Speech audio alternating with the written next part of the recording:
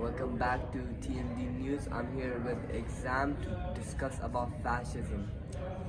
Exam, is it possible for fascism to rise in America? Yes, currently we are seeing a rise in fascism. This is indicated with the influence of religion when it comes to politics, the rejection of diversity and xenophobia, the push towards women having a traditional role in society, and the rise in militarism. Thank you very much, Exam. That's very well said. Can you please explain more about how religion plays a part in this? Yes, currently we're seeing a rise in influence of religion when it comes to political decision and lawmaking. In states such as Florida, we're seeing a push towards banning abortion and banning LGBTQ communities from having influence in schools. This is mostly due to religion and religious leaders in political decision making. Can you talk about the rejection of diversity and the rise of xenophobia? Yeah, currently we're seeing a rise in racist information being spread across the internet, and this information is very harmful towards minorities and immigrants.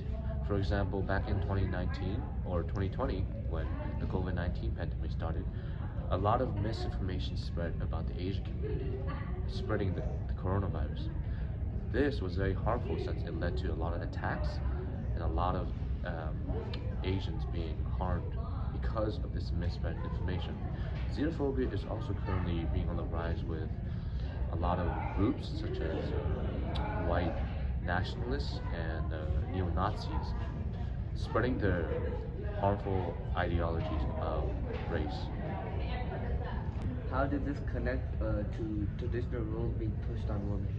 Well, right now we are seeing religious influence being influenced with politicians.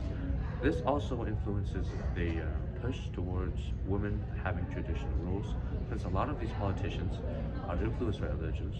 These religious texts also have certain roles for women, which are influencing these politicians. Can you explain that how this connects to the rise of military? Yes, currently we're seeing things that are happening in the Middle East that is causing the rise in military influence around people and the rise in militarism. But for a lot of politicians, it is for national defense and for a sign of power. For a lot of to have an authoritarian regime like fascism, you need a strong military to control. And lastly, who do you think would be the next authoritarian leader in this country? Well, currently we're seeing a lot of different views from each presidential candidate, but Trump has a lot of negative views about minorities and immigrants. For example, he is trying to tighten up security around the borders between Mexico and Canada, Mexico and the U.S., and he is trying to deport mass amount of Mexicans who came in here illegally from the States back to Mexico. Thank you so much for coming out, Exam. Means a lot. And next time on TMD News.